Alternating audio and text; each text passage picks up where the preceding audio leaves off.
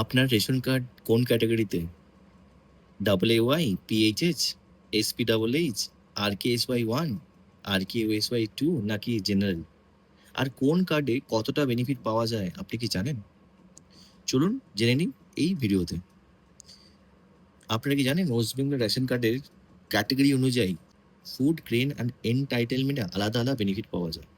সবার প্রথমে জেনে নিন category double A Y A কি বেনিফিট আছে।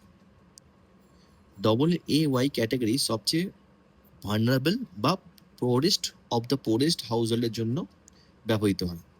বর্তমানে প্রতি ফ্যামিলিতে মাসে 15 কেজি রাইস আর 19 কেজি ফরফিটেড আটা অথবা 20 কেজি হুইটের এন্টাইটেলমেন্ট আছে।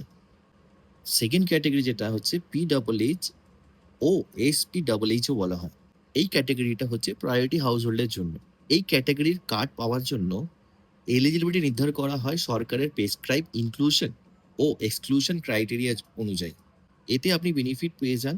প্রতি মাসে 5 কেজি করে food grain per person per month পাওয়া যায়। থার্ড ক্যাটাগরি যেটা হচ্ছে আর কে এস ওয়াই 1। বর্তমানে প্রতি রেশন কার্ডে এই ক্যাটাগরিতে 2 কেজি রাইস এবং 3 কেজি আটা দেওয়া হয়। ফোর্থ ক্যাটাগরি যেটা হচ্ছে আর কে এস ওয়াই 2।